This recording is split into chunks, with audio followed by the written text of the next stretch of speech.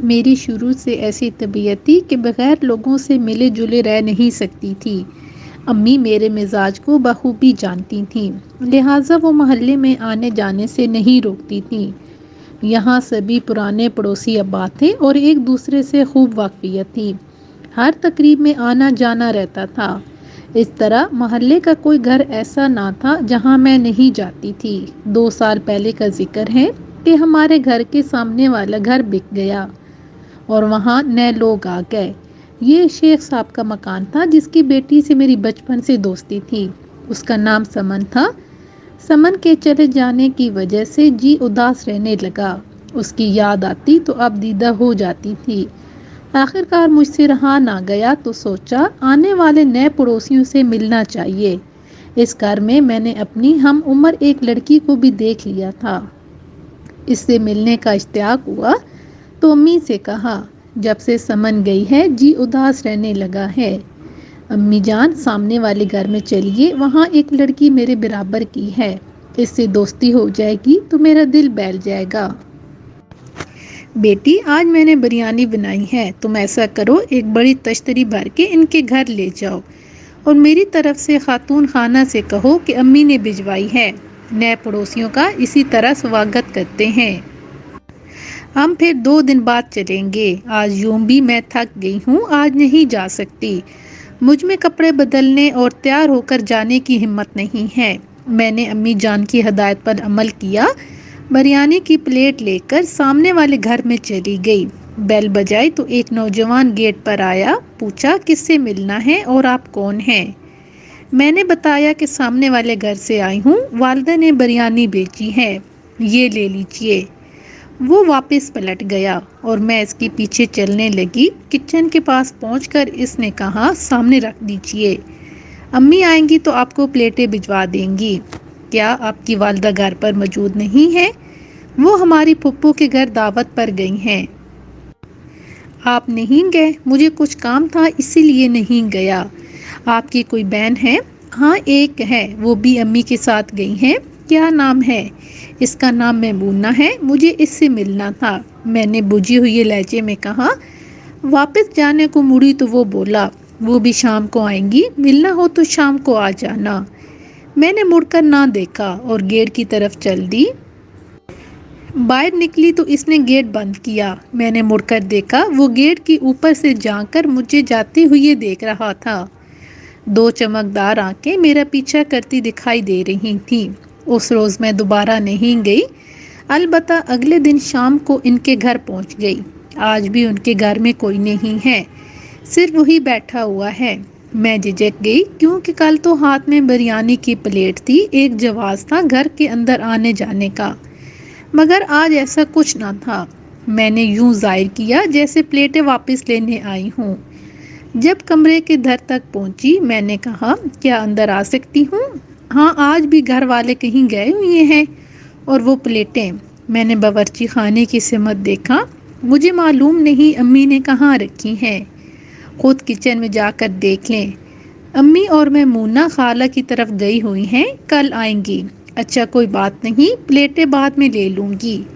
میں ویسے ہی آ گئی تھی، پلیٹیں لینا مقصد نہیں تھا۔ کل کس وقت آئیں گی امی اور آپ کی بہن؟ شام کو، اس نے ایک گہری نظر مجھ پر ڈال کر کہا۔ اگر پڑوسی سمجھتی ہو تو بیٹھ جاؤ، چائے بنا کر لاتا ہوں۔ وہ باورچی خانے کی طرف جانے لگا تو میں نے جلدی سے کہا، نہیں نہیں، کسی اور دن چائے پی لیں گے، میں بہت اچھی چائے بناتا ہوں، پی کر تو دیکھو۔ دوبارہ پینے کی فرمائش کرو گی؟ یہ کہہ کر وہ کچن میں چلا گیا۔ میں رکنا نہیں چاہتی تھی، مگر اس کا انداز ایسا تھا کہ قدم نہ ہلا سکی۔ 2-4 منٹ اکیلے کمرے میں بیٹھی رہی تو عجیب سا لگا۔ یہ احساس ہوا کہ اس کے گھر میں کوئی خاتون نہیں اور میں تنہا یہاں موجود ہوں۔ تبھی جاننے کو اٹھ کھڑی ہوئی، سنیے آپ، رہنے دیجیے چائے کے تکلف کو، مان لیا اچھی چائے بناتے ہوں گے، مگر میں اب چلتی ہوں، جب آنٹی اور میمونہ ہوں گی تب آؤں گی۔ ارے بھائی پانی ابل گیا ہے اور میں نے پتی بھی ڈال دی ہے، چائے تیار ہے، بس چائے پی کر ہی جائیے گا۔ میں چلتی ہوں، باورچی خانے تک جا پہنچی۔ اچھا لائیے میں بنا دوں۔ اس نے گرم برتن غلطی سے پکڑ لیا اور اب انگلیاں سلا رہا تھا۔ دیکھا آپ نے، ہاتھ جلا لیا نا۔ تبھی کہتے ہیں کہ جس کا کام اسی کو سانجھے۔ آپ مردوں کو باورچی خانے کا کام نہیں سجتا۔ لائیے میں بنائی دیتی ہوں۔ چائے تیار تھی اور وہ اپنی انگلیوں کی جلن دور کرنے کے لیے انہیں منہ میں دبائے ہوئے تھا۔ میں نے کپوں میں چائے انڈیلی، ایک کپ اسے دیا اور دوسرا خود اٹھا لیا۔ باورچی خانے میں کھڑے کھڑے پینے لگی۔ بھائی اندر چلیے، کمرے میں آرام سے بیٹھ کر پی لیتے ہیں۔ ایسے کیا مزہ آئے گا چائے پینے کا۔ میری انگلیوں کی قربانی کا تو خیال کرو۔ تمہاری مہمان نوازی میں یہ بیچاری جل گئی ہیں۔ اس نے انگلیوں پر پھونکے مارنے شروع کر دیں۔ مجھے ہنسی آ گئی۔ کس نے کہا تھا مہمان نوازی کرنے کو؟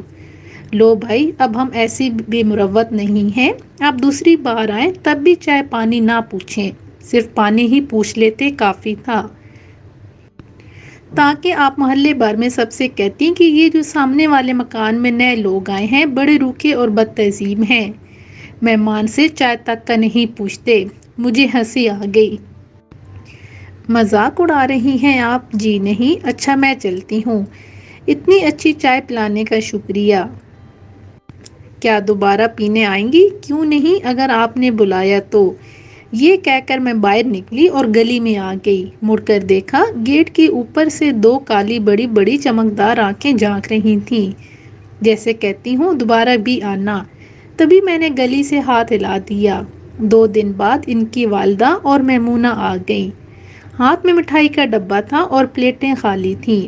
کہنے لگیں بریانی کا شکریہ، آج فرصت ملی ہے، سوچا کہ آپ لوگوں سے مل آئیں۔ بہت اچھا کیا، نئے پڑوسیوں سے ملنے کا انتظار رہتا ہے۔ پڑوسی تو ماں جائے ہوتے ہیں۔ امی نے کھل کر سواگت کیا اور مجھ سے کہا کہ اچھی سی چائے بنا کر لاؤ، ساتھ شامی کباب بھی تل لینا۔ میں کباب تلنے لگی، چائے بنائی اور نئے پڑوسیوں کو پیش کر دی۔ میمونہ بہت اچھی لگی اور اسی دن ہماری دوستی ہو گئی۔ یہ بھی 2 ہی بہن بھائی تھے۔ میمونہ کو بھی یہاں کسی سہیلی کی ضرورت تھی۔ 6 ماہ ان کا ہمارا ایک دوسرے کے گھر آنا جانا رہا۔ میمونہ کے اکلوتے بھائی سرور سے بھی سامنا رہنے لگا اور پھر ہماری بات چیت شروع ہو گئی۔ ایک روز اس نے کہا، نمرا، امی میرے لیے لڑکی تلاش کر رہی ہیں، تم پسند کرو تو انہیں تمہارے گھر کا راستہ دکھا دوں۔ راستہ ہمارے گھر کا انہوں نے دیکھا ہوا ہے، رشتے کی بات کر رہا ہوں۔ سمجھ گئی سرور، مگر میری منگنی چاچا زاد سے ہو چکی ہے اور وہ مجھے چاہتے ہیں، کیا تم بھی انہیں چاہتی ہو؟ نہیں، لیکن والدین نے منگنی کی ہے تو ٹھیک ہے، تم انکار کر دو، اس منگنی کو ختم کراؤ، کیونکہ میں تم سے شادی کرنے کا آرزو مند ہوں۔ ایسا کیسے ہو سکتا ہے؟ بہت مشکل ہے، کیونکہ عرصے سے یہ منگنی قائم ہے، پھر وہ ابو کے قریبی رشتہ دار ہیں۔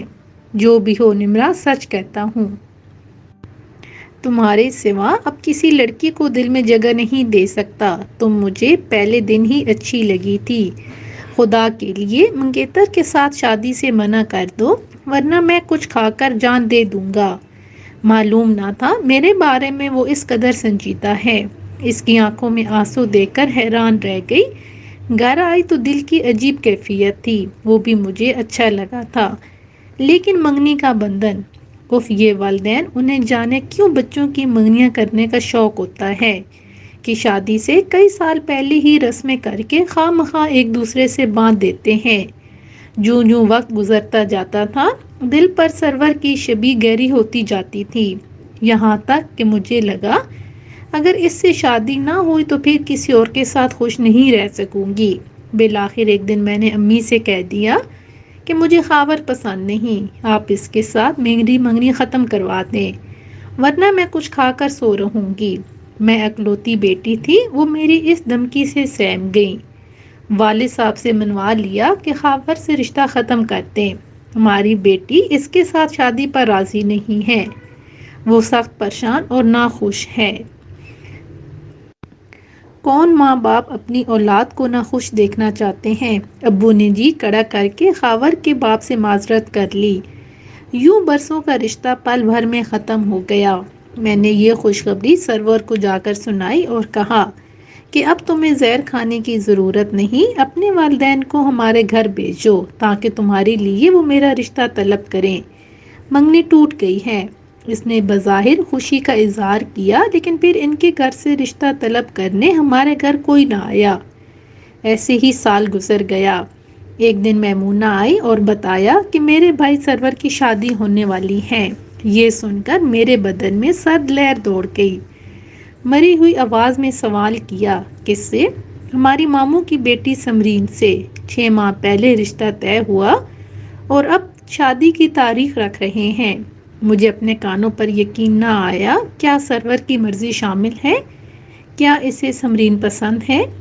پسند ہے تبھی تو یہ رشتہ ہوا ہے۔ خود سرور نے امی ابو کو مجبور کر کے سمرین سے منگنی کرائی ہے، ورنہ اس کی شادی تو اس کے چاچا کے بیٹے سے ہونے والی تھی۔ مجھے اپنے کانوں پر یقین نہ آیا۔ پھٹی پھٹی آنکھوں سے میمونہ کو دیکھ رہی تھی۔ تمہیں کیا ہوا ہے نمرا؟ کیا میرے بھائی کی شادی کی خبر سے خوش نہیں ہو؟ ہاں ہاں خوش ہوں، میں ہکلانے لگی۔ وہ چلی گئی اور پھر میں اپنا کمرہ بند کر کے پھوٹ پھوٹ کر رونے لگی۔ اپنی اور اپنے چاچا زاد کی منگنی کی وہ تصویریں جوڑتی رہی۔ انہیں میں نے سرور کی چادر میں ایک روز پھاڑ کر ٹکڑے ٹکڑے کر دی تھی اور پھر الماری کے سب سے نچلے والے خانے میں پھینک دی تھی۔ چند دنوں بعد سرور کی شادی کا کارڈ بھی آ گیا۔ پھر اس کی شادی سمرین سے ہو گئی۔ میرے چاچا زاد کی شادی بھی سال بعد اس کی خالہ کی بیٹی سے کر دی گئی، اور میں آج تک بن بیائی آئینے میں اپنی اجڑی صورت دیکھتی ہوں اور آنسو پی لیتی ہوں کہ کس پر اعتبار کیا اور کیوں کیا۔ سرور میرا کون تھا، کیا لگتا تھا؟ اس نے کہا، اور میں نے والدین کو دکھ دے دیا، اپنے منگیتر کو صدمہ پہنچا دیا، محبت کرنے والے چچا اور چاچی کا مان توڑ ڈالا۔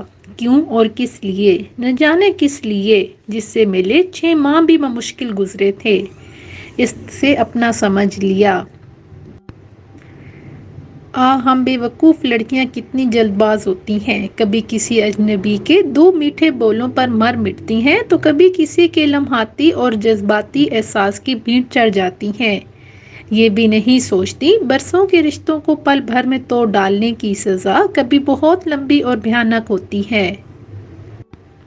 مانگ افشاں اور کلائیاں سہاگ کی چوڑیوں کے لیے ترس جاتی ہیں۔ آج اپنی مرجھائی صورت کو تکتی ہوں تو جی چاہتا ہے کہ آئینے سے پوچھوں کہ کیا میں بوڑھی ہو رہی ہوں، یا پھر اے آئینے تم جھوٹ بولتے ہو۔ کاش آئینہ کہہ دے کہ میں جھوٹ بولتا ہوں، مگر حقیقت یہ ہے کہ آئینہ ہمیشہ سچ کہتا ہے، وہ کبھی جھوٹ نہیں بولتا، خواہ ہم اپنے چہرے پر کتنے ہی غازی کی تہ چڑھا لیں۔